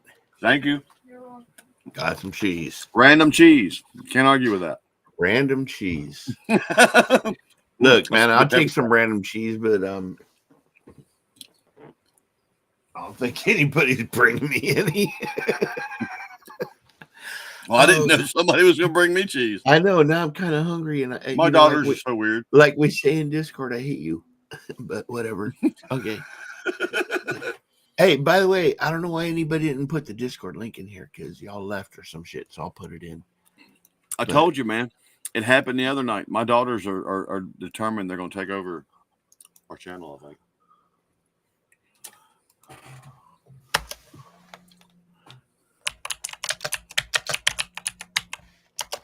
There. I did that thing. So.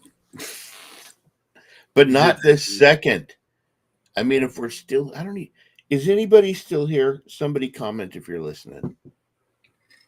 Otherwise, sound off. Otherwise, I got a bong to clean out and a Discord to go play with. You're here. No, wait, no, that was me. That's you, bitch.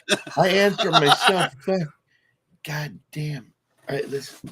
It's one thing if you answer yourself. It's another thing if you answer yourself. How long do I let the Jeopardy clock play in my head right now?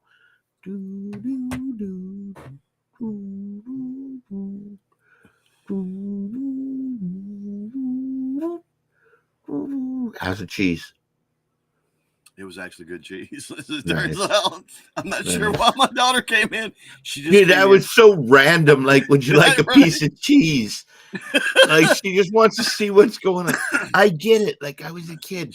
If my parents were cool and doing something cool in the other room, I'd want to go see what they were doing. Right? Like, usually, if your parents ain't cool, you don't want to walk into their bedroom and see anything. Right? So it's a good sign. You're cool. Oh God.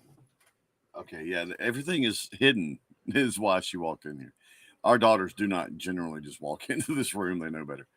Hey, listen, but she just got in from work, and the flying wrenches though are part of working on the car. Yes.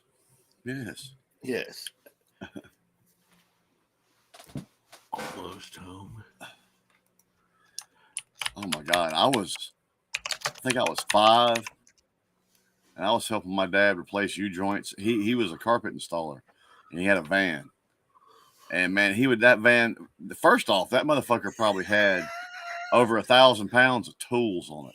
And then we'd put them 800 to 1,000 pound rolls of carpet on it, man. And that van worked, dude. But I mean, and he would fly, dude, everywhere he went.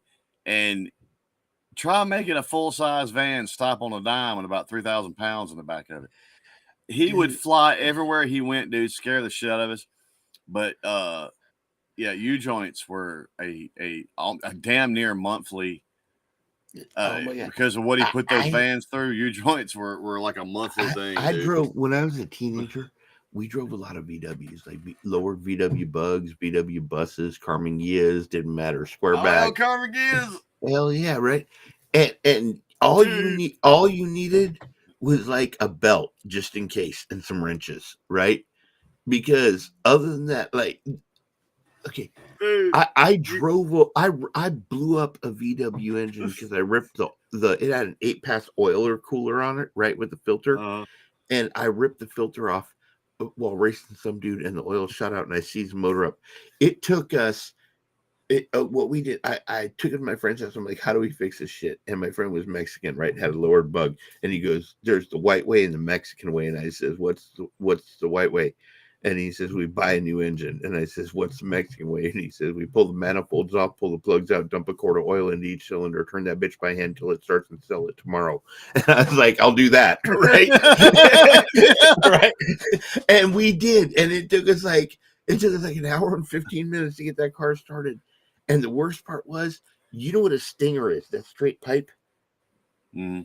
Okay, you know how they put a baffle in them to cool them down? Well, this motherfucker didn't have a baffle in it.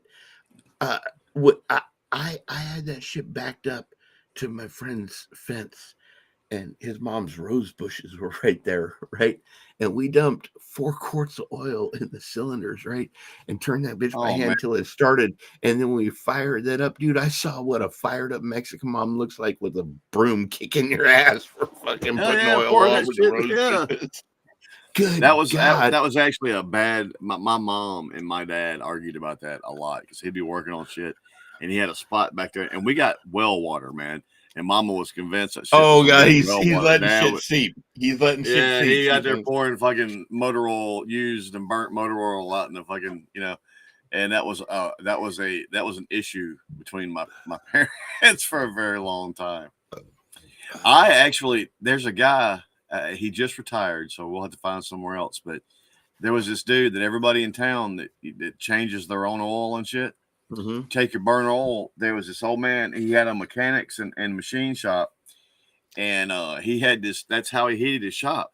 He had this big tank out there, and this was some jury rig shit that he put together himself. But everybody'd bring their old motor oil, and he'd dump it in that tank out there, and he'd burn, and it would burn, and that's how he'd heat his shop. And everywhere that was, and people, just to get rid of it, people be bringing him used motor oil. I mean, and that tank out there was like a 300-gallon tank, and he would fucking use that shit out of the air. Everybody's plants are dying. Animals have asthma and shit. That motherfucker, hey, that dude's fucking 90-something years old. It ain't apparently too bad. However he's burning it. Must not be too awful. Dude, we did some janky ass shit when we were younger. And I wonder if that shit was that janky when we did it. How janky was it when our grandparents did it, who taught our parents how to do that shit?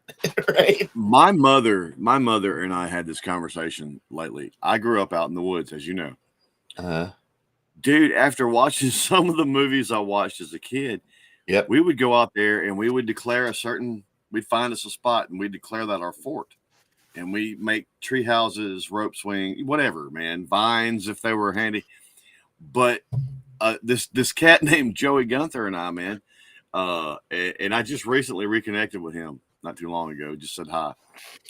But we would make booby traps around our fort area that would probably, looking back on it, probably kill or severely maim a fucking human being. And we were, we do shits about it as kids. And I always wondered, I was like, when I moved away from here, there was some of that shit still hot, dude, so to speak. I'm like, did anybody ever go walking through those woods? And can you imagine nowadays if a parent of a brand new parent, first time parent right now, 2023. Mm-hmm. So they were probably born in like 2000, right? Okay. And so they have a kid, first kid. Could you imagine the look on their face if they saw all the shit we did as kids. Like me and my Oh, friend I'm Mikey sure. having BB gun wars in the backyard, and then me Oh, hell yeah. We're shooting trying to him. shoot you in the face. Dude, he shot me between the eyes, right? Like, it got me. It is what it is, right? Like, cool. So he's like, you cried like a bitch. I said, fuck you. And I grabbed his pistol and put a stupid brand new CO2 cartridge in it and put a BB in it. And when he took his shirt off, because we were changing to get ready to go out, we are putting like jackets on and warm clothes. He took his tank top off and I shot him in the middle of the back. He said, ow! Like, ow, fuck. I go, oh, yeah, crying like a bitch, huh? Right? Dude, Now, parents today, if they saw that, they'd be reporting kids and having them like sent to commitment camps and shit. We would fucking in the woods directly behind my old house. The woods behind this house are a different breed of woods. But in the first house I was growing up in, up until the time I was 10, the woods behind that house was some serious shit, dude. First off, but there were all these trees that had these vines hanging, and it was, of course, everybody's hero back then was Tarzan. We'd be swinging around the trees and then with them vines like Tarzan. Well, there's this one gully back there in this one tree that had the best vines. The thing is, when you grab the vine, you might not be about 8 feet off the ground. When you swing out over that fucking gully, you're about 30 feet off the ground. And motherfuckers would hit the fucking the floor, man. And it'd be like, well, next time you hold on to that motherfucker. And they come back all wheezing and can't breathe, got broke bones and shit. You know what their parents told them? Well, next time you hold on to that motherfucker, won't you? You let kids do that shit because they learn better. Out here where we're at, my friend his parents have a ranch out here, right? Off a highway between two mountains. And his dad, you talk about some redneck shit, right? Okay. We're gonna build a watering hole because there's this like river that goes through when they release the reservoir. So we're gonna build a watering hole by taking a backhoe when it's dry and digging it 10 feet deep below ground level. And then imagine how deep it is when it fills all the way up to the edge of the banks. And then he put a 30-foot I-beam. He dug a trench and put a 30-foot I-beam in where it hung out 5 feet over the edge of the embankment as the diving board. And a big ass rope swing, bro. And there were swings from 3 different trees, but people were fucking losing their shit over there all the time. Like, it was in the middle of redneck, like literally the kids are walking around and I hear, and I'm like, kids, get away for a second. And I run over to the Kawasaki mule, grab the fucking 410 and shoot a rattlesnake under a rock, right? Like, parents nowadays would lose their shit if they saw their kids anywhere near there. Dude, I can remember me and that same dude, Joey, we would make homemade, we'd cut down shit, and make homemade bow and arrows. Well, at the time, this is so stupid. This probably should have killed us. But we've been watching Dukes of Hazzard, and if you ever watch Dukes of Hazzard, every once in a while, Bo and Luke would get out the bow and arrow, and they would have the fucking arrows with dynamite on them and blow some shit up. So yeah, me and Joey are taking fucking shotgun shells, getting the gunpowder out of them and shit, and kind of hand wrapping these things and putting on it. I mean, dude, we should have fucking blown our faces off. I haven't even grown up. I swear to you, I haven't even grown up. I don't know what side it's on. Watch this. Fuck my green screen for a minute. Okay.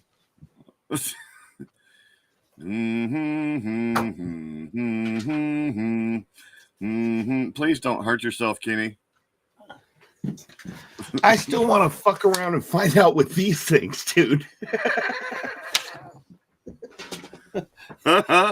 Dude, the first time I ever saw one of those, dude, I wanted one so bad. And my parents couldn't find an actual boomerang, but they found this thing. It looks like a plus symbol, but it's got the way the blades are angled or something. Anyway, and I was like, this is supposed to work like a boomerang. I was like, okay, cool. And I threw that motherfucker. It was like, I mean, it was back in my face that quick.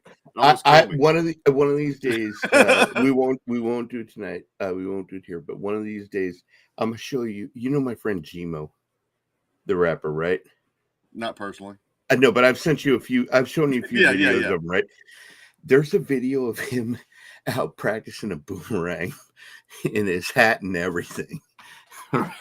It is classic. You'll watch that. You and me will probably go out and practice boomerangs until we figure it out. Like, it's fun.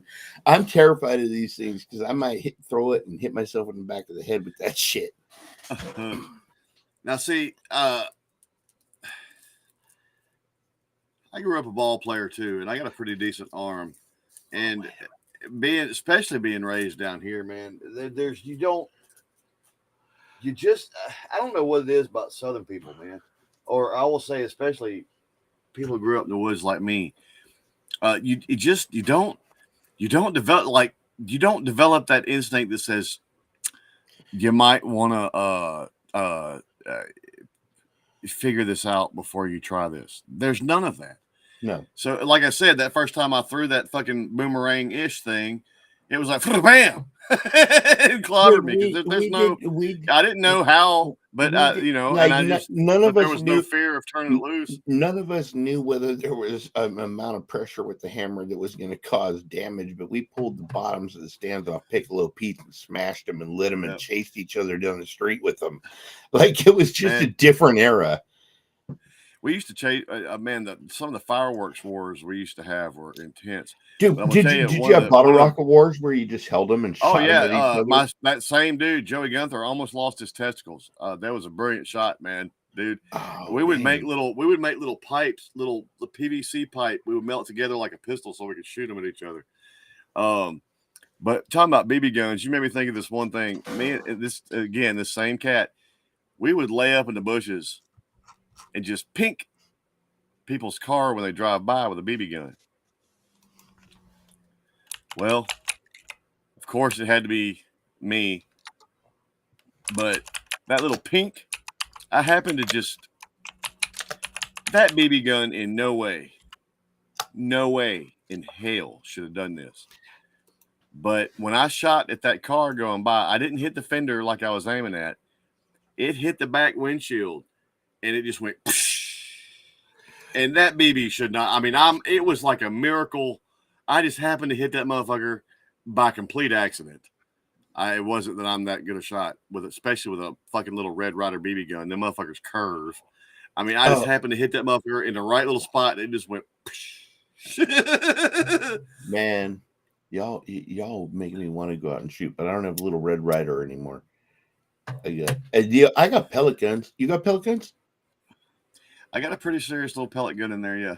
I got a Gammo bone collector, 22 caliber, which is good. And then I have a Swiss Arms 177, and it's actually really accurate. When I was a kid, we didn't start off with, I had a BB gun before I had a 22, but I had a BB gun, and then like 4 months later, I had a 22, right? You know, because we were allowed to have nowadays. I don't know if that shit happens anymore, but we were plinking with 22s because they were dirt cheap. Oh, yeah. You know, and shoot.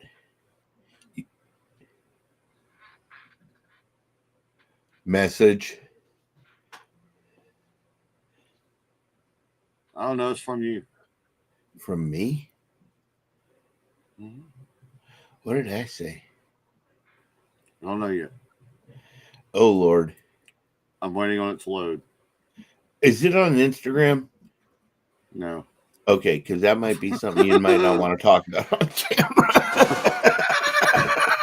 I don't know what I sent, but I sent some random shit. I've been hearing little dings in my head, and I realize through the laptop, it's just a little. Oh, it's what you posted in general. I see. Wow. But I kept getting these little notifications, little in my ear, and it let me know, and I checked it through my phone, so I didn't have to interrupt what I was doing here. And I was like, "Oh, there you go. Okay, I see." That's okay. Well, we're getting close to heading over there anyway. Are any of you that Yeah. are still in here not in the Discord yet? Because there's a link I posted. And and the you cord should click of that. disc. Dude, The dicker. a quart of disc. What if you just want a half a quart? Hey, man. I mean, not everybody We're has wheeling, we're room for dealing. that much disc. There's going to be a shot as soon as we get over there. Dude, I'm going to... Wait, who we shooting?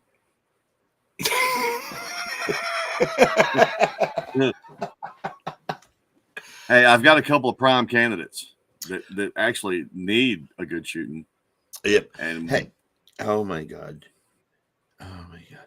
he's I not don't gonna even help want us to talk about it because we'll have another podcast where we talk about what the fuck are they doing with ammunition? Where did it all go? Why is it priced that much and why is it short? Fuck all y'all. It's a plan. I got a link It's for a plot. you. I got a link for you. Uh-oh. I got a link for you. Yeah. I'm just saying at this point in time, I'll hook you up. I might go back to that box of 12 gauge shells from 1948 that I didn't know whether they were still good. I mean, what That I'm is saying? the one thing. That is the one that's not currently in my arsenal that I really want is A 12. Dude, my coworker. And it was another one of those times, dude. If I had known at the time, I had it in the bank account. Now, again, it'd have been one of those times. And Dee's been picking at me for this. I'll be wagering, meals for the month and shit like that against. But anyway, he bought this AR style fucking 12 gauge. Oh my Jesus. And he had the big 50 round drum for it, man. That motherfucker was bad. I have and I wanted it so bad, and he bought it, he sold it. Oh. I have a feeling that, like, depending on what you're doing, okay, you may only need a pump shotgun. If you're looking for home defense, that's it. Right. But shooting with a semi-auto duck hunting, like a waterfowl gun, yeah, man, that is fun. Here's my thing, man. Fun because the barrel's longer. There's less kick. It's more about aiming and hoping you can get it at that distance, and you got 3 shots to get that thing down. My problem, with some of the people that say, "Why do you need this gun or whatever to protect your home?" or "Why do you need?" Oh, what's up, JP? Kenny is wigging the fuck out. I don't know what's happening over there. I was going to say, Kenny, and I'm sure you can appreciate this. The problem I have with a lot of these people that ask that question, why do you need this gun? I'll tell you why I need this gun or that gun. Those motherfuckers can get this gun or that gun to enter my home with. If they can get that gun or this gun, I should be able to get this gun or that gun. Asking a gun lover why they need a gun of this type or that type is like asking a musician why they need more than one guitar or bass. Right. It's a dumb question. Stop. Okay, they're all different. Right? And every one of them serve a purpose. And you'll use every one of them at least once. It doesn't matter if you don't use them all the time. That they all serve a purpose. So squirrel. Yep. Woo. Squirrel 22. JP, in case you missed it earlier. Cheers, brother. Hell yeah. And thank you very much for that wonderful gift that he gets to share on camera. That thing's bad. And now I feel guilty because all I sent you, JP, was red lacy panties. Okay. Among all the group, it's that's right. Remember, you guys don't have any guns anymore. You lost them all in a boating accident.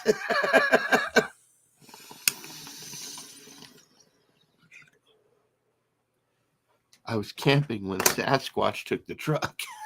You'd be I reported it missing. No, dude. You'd be amazed. That is almost. I have to air this out, man. On that is almost standard operating procedure down here. Yep. So when motherfuckers come looking for your shit, they don't know what you actually got. Motherfuckers will buy shit down here and report that shit stolen, or, it happens. Dude. We'll get into a 2A show one night because there's some crazy shit. We've watched states saying, no, we don't care what the Supreme Court says. We're going to do what we want. And I happen to live in one of those states. and as a person who looks at society as a whole and the history of the nation, this is a scary time. That if they think they can disarm the nation to do whatever they want to do, because right now they're already doing what they can get away with, and every one of us are paying 3 times what we used to pay for gasoline and 5 times what we used to pay for ground beef. So, I think one night we could do a 2A conversation. That'd be dope. Oh yeah, man. I think we got some people that would get involved, and I think maybe I could even pull up some really good videos from some people, and maybe you have some recommendations where you can pull them up and kind of go over that one night. Yeah. I have a lot. And actually, that's everybody has their things that they kind of champion. I've always said if I was a millionaire, that like I say, if I won the lottery, I'd donate money to St. Jude's and Shriners hospitals. I would also donate money. Funny enough, shit, my brain just went poof. The NRA, and as much fucking grief as a certain side of the aisle gives the NRA, is like, hey, out of every shooting and every mass shooting there's ever been, I ain't been a member of the NRA. That's not. We teach responsibility with firearms and everything. That they're not. Anyway, of all people, and I'm trying to remember who interviewed him. Charlton Heston. Not Charlton Heston. What's that motherfucker's name? Fuck. He's a shit. Charlton Heston Heston was the huge dude in the NRA that was. Somebody fucking interviewed him with all that typical rhetoric you hear, and he just smartly and deftly shot every fucking thing they said to the ground. I tell you, somebody else who's a big proponent that fucking I watched chew up. Oh God, and he was one of those famous interviewers, like a Piers Anthony kind of guy too. But Tom Selleck, of all people, man, fucking chewed this guy up really bad about it one night because they were coming at him with all these, these faux facts about firearms and shit. I think that might be a gun, dude. I think that might be a really good topic, because my story a little bit about my history of my family and what happened, and I know the reality of it versus what they sell it as. Guns don't kill people; people pull triggers, and that's the difference. Guns don't jump up and do it themselves. Right. We've talked about this. Every kid in school used to have a fucking shotgun and a rifle in the gun rack in the back of their truck. There was no such thing as school shootings. And we all had fucking guns. My guns ain't hurt nobody, as it turns out. They don't sneak out in the middle of the night and just fucking shoot motherfuckers. The reality of it is, it was the decision of the person. Blaming a gun for a shooting is the same as blaming a fork because you're fat. Right. Or sorry. Blaming Ford because a drunk driver hit you. Right. You know what I'm saying? That's just stupid. I mean, it doesn't make sense. First off, an inanimate object is incapable of action on its own. Blaming an inanimate object for an action is a fucking insanity. Yep. It's fucking insanity. By the way, if you would like some more fucking insanity, please join us in the Discord, because it's about to get insane over there tonight. Trust me. What? Look at her butt. Hang on, we're talking about butts over here. Who's talking about butts? In Discord. Hang on. Oh, here we go. Wait. Oh, here we go.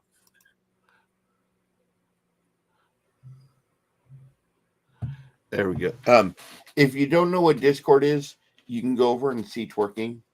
But you can't. We probably won't be able to post it right now. I'm just saying. But yeah, we're gonna head over to Discord here in a minute, and I want to thank y'all for being here. All three of you. Yeah. The rest of you who left ain't that cool. All right. We'll see you over there. Peace, everybody. Hey. Love and chicken grease. Florida State sucks. Stop whining, people. Georgia's gonna. Oh, they've spank already you. got. Florida State's already got a built-in excuse too, because they got a lot of players that have decided not to play for the bowl game. Oh, dude, that's some weak yeah. ass. That's some weak ass crap. Georgia, and what's funny is, I haven't. I don't know, because there is a lot. Georgia's got a lot, especially on the defensive side of the ball, a lot of potential draft picks, and I, as of yet, have not heard that anybody for Georgia's sitting down. They best not be, man. They best not be. That's like kneeling at the national anthem.